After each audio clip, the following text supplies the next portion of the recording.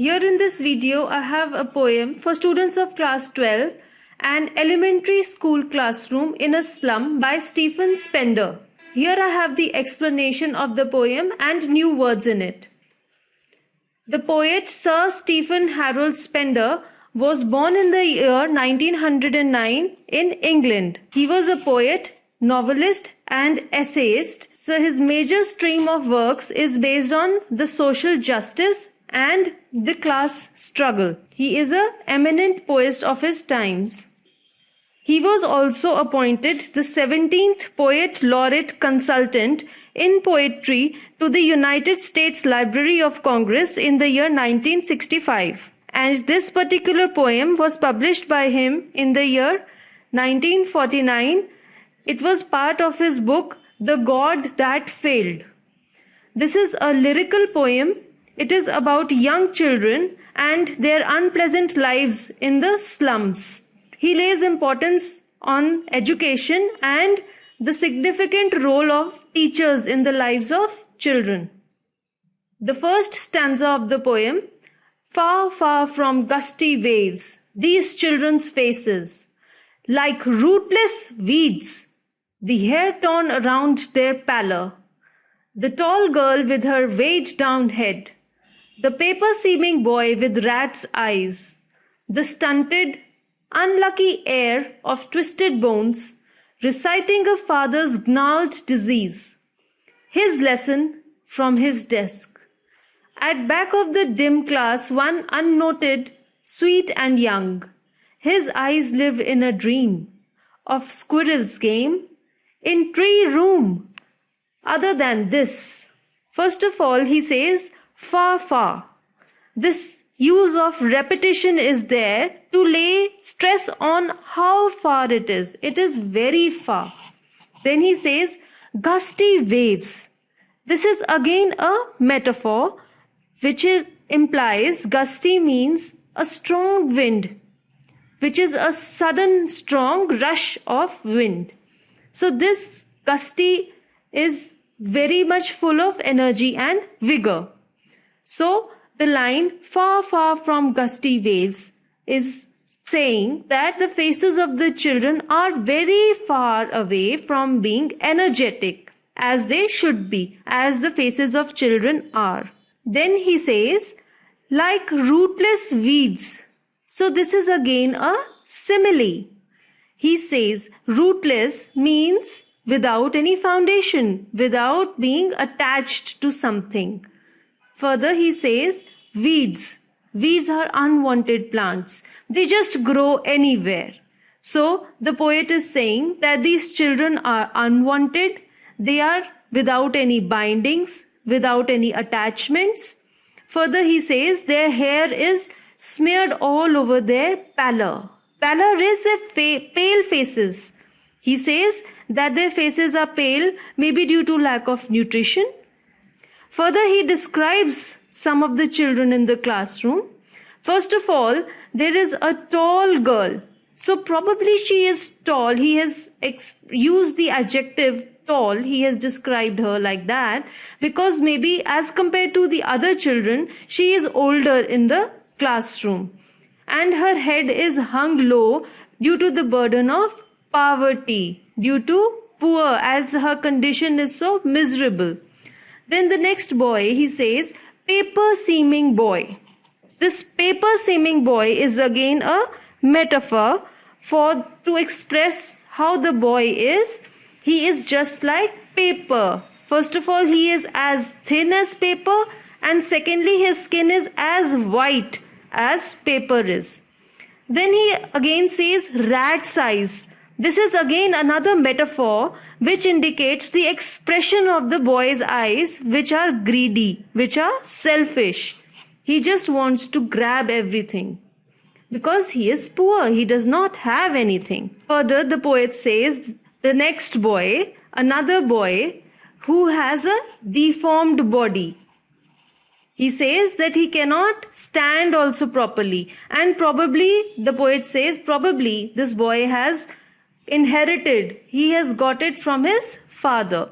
Inherited means something which you have got from your own elders in the family. So he has inherited this disease from his father. Nothing better could his father give him rather than this disease, this deformed body. Then the poet says that he cannot stand, so he is sitting at his own seat and he is reciting his lesson from there.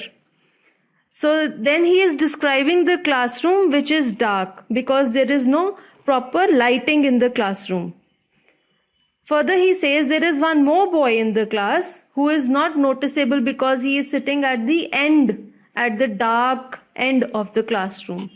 So he says he is unnoted. Now this boy is unnoted, and the second child which he has described with rat's eyes. So there is an opposite he has made a comparison between the two children. One has rat's cunning eyes which are so prominent, and the other boy who is sitting at the end of the classroom is also not noticeable.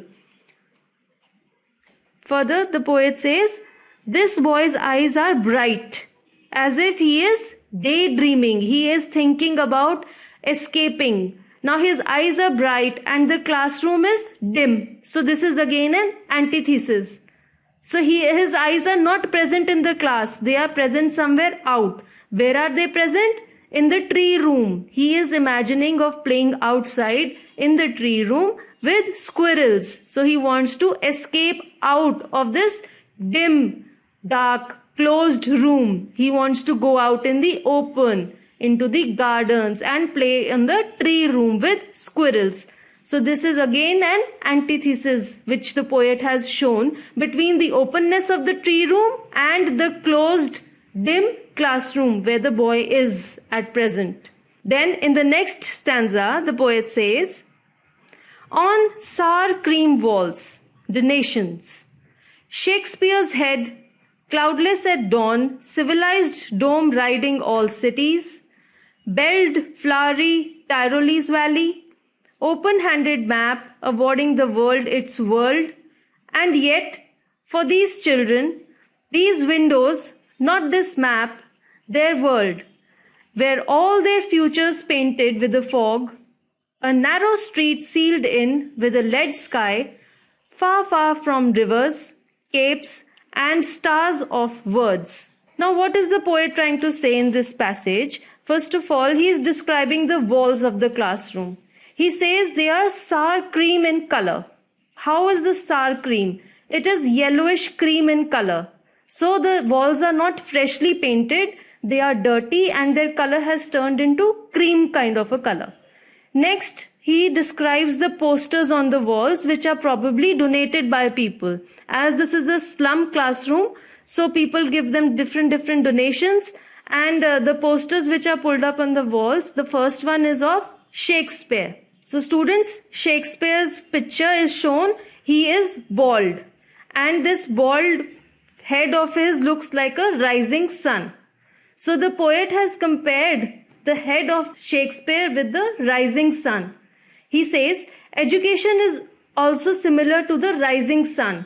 As the rising sun spreads light into our lives, similarly education also enlightens our lives. Further, Shakespeare is considered to be the symbol of culture, education, and intelligence all over the world.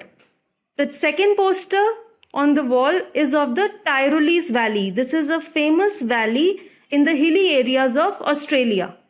So this Tyrolese Valley is full of churches and flowers. So he has used this as a symbol of the beauty of nature. The next picture, he says, is of the map. There is a world map. So map is a metaphor which signifies something which is generously sharing its knowledge.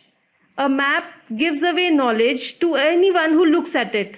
Then the poet says that all these pictures which have been put on the wall are meaningless for these children. Now, why do you think that they are meaningless for them? Because for them, their actual world is the one which they can see out of this classroom's window. That is where they live, the slum. They cannot understand what Shakespeare is. They cannot visualize the Tyrolese Valley. They don't know what a map is because they have not gone ever beyond these slums. They just don't know what the world is beyond where they are living. Their circumstances are so limited. So they cannot interpret what is the beauty of the world, what are beautiful flowers. For them, they are trapped. Their future is dim and hopeless because they are trapped in the slum. Their future is like a narrow street, which is limited. And further, he says it is sealed with a lead sky. This is again a metaphor. And he says that their future is also sealed with a grey colored sky. The poet says that the children have a dark future and they have limited options in life. So they are covered with dismay and hopelessness. Again, he says far, far. Again, he uses repetition, which means very far away. So he says that these children are very far away from the seaside. They are very far away from happiness, openness. Then he says the stars. Here stars mean this, as the stars are shining brightly in the dark sky, similarly the light of knowledge, the light of education can brighten the future of these children. But he says they are very far away from it. Then in the next stanza, the poet says, surely Shakespeare is wicked, the map a bad example, with ships and sun and love tempting them to steal. For lives that slyly turn in their cramped holes, from fog to endless night, on their slag heap, these children wear skins peeped through by bones and spectacles of steel with mended glass, like bottle bits on stones. All of their time and space are foggy slum. So blot their maps with slums as big as doom. So in this stanza, the poet is saying that these pictures on the wall have no meaning for these children. Their upbringing is such that they always find bad qualities in everything. So to them, even Shakespeare is wicked. He is cunning. He is bad. So there is no benefit of putting his picture in the room.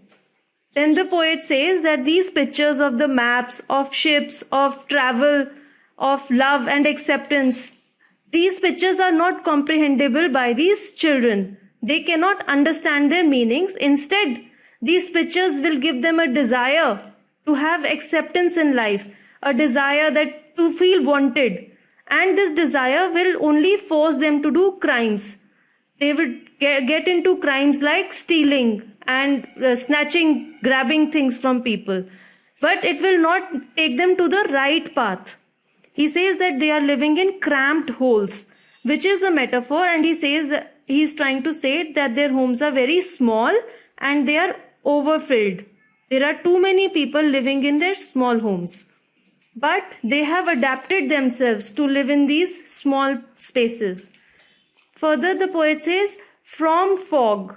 Here he has repeated F. This is alliteration. And here fog is a metaphor used for day. He says, from day till endless night. Night means a never-ending process. Endless night, he says that their torture, their darkness is never-ending. Further, he says, the children are so skinny that their clothes look like a thin skin on them and their skeleton is visible through their clothes. So this is probably due to lack of nutrition. Further, he says they wear spectacles which are probably made of steel. So they are of inferior quality. They are very heavy. They are not good for them. Then this shows that even their outlook on life is as hard as steel. This is again he is using it as a metaphor for their life's harshness and ruthlessness. He says like bottle bits on stones. This is again a simile, and he is trying to describe the lenses which are there in the spectacles of these children. These lenses have been repaired just like bits of glass. So similarly, he says that the dreams of these children have also been broken by the harsh reality of their lives. Then he says, all of their time and space are foggy slum. This is again a metaphor to show that their life is dark, dirty and hopeless. He says the chances of escaping from these slums have further reduced because the government, the schools have made such conditions, they have made bigger slums for them, and so they cannot move out of them. They don't have any way of going out of these slums. The education system is such that it is not helping them escape out of this kind of a lifestyle, but it is forcing them to stay in such sort of a lifestyle. In the next stanza, he says, unless governor, inspector, visitor, this map becomes their window, and these windows that shut upon their lives like catacombs. Break, oh, break open till they break the town, and show the children to green fields, and make their world run azure on gold sands, and let their tongues run naked into books, the white and green leaves open, history theirs, whose language is the sun. This is a very good message that the poet is conveying. He is urging the government, the public, the people who visit these slums to make these maps on the walls a reality for these children, to make them visit these places, to take them out of these slums so that they can also know what the real world is, so that this becomes an aspiration for them. They want to achieve this, and they could also feel that they can achieve this. This is a reality for them. They should realize this. So he says that this is the duty of all the people to make these children realize what is outside these slums. He wants that the windows of these classrooms which show them the slums should be broken, because they have restricted the opportunities for these children. He says, break, oh, break open. Here he has repeated break, and he has used alliteration with the alphabet O to show the urgency which he wants to say. He says that it is very, very urgent to help these children escape out of their confines of the slum and achieve their dreams. He says they should be taken to the open green fields rather than these dim slums.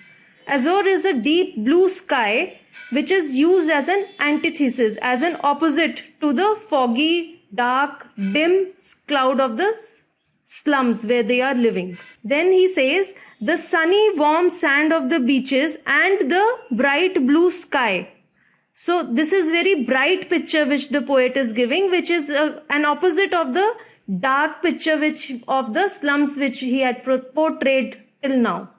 So he says that this kind of a bright atmosphere will give these children a desire to get more knowledge, a desire to brighten their own lives. And then when they want the knowledge, only then they will absorb it. Otherwise, if you are just bouncing a ball you will not get anything back in it. Once the children, they want to take the knowledge, only then if you give them the knowledge, it will be of any help. So white and green leaves, he says, this is again a metaphor. White means the pages of a book, and green leaves are the clean environment, prosperity. He says these white and green leaves in the lives of these children, the books and the open, green, bright atmosphere, this will bring a change in their lives. He says this will give them economic empowerment. And then finally, he has used a very powerful last line. He says that the people, only those people make history who are the ones who speak, think, feel and enjoy the sun. So sun here signifies brightness, openness, light. So here I have a few new words from the poem. Gusty, which is a rush of wind, and here it signifies something which is full of energy and vigor. Weeds are unwanted plants. Pallor means an unhealthy or a pale appearance. Stunted means underdeveloped. Some more words. Gnarled means rough, having a weather-beaten appearance. Tyrolese Valley is a beautiful valley in the Australian mountains. Capes means the tip of the sea, or you can say the seaside. Wicked means mischievous or being tricky. Slyly means cunning. Slag is worthless or useless. Mended is something which is made usable by repairing it. Blot is any weak point of something or a blemish on something. Heir is one who gets the property of a person upon his death. Who inherits something is an heir. Doom is a disaster. Catacombs are underground places which are used to bury dead people.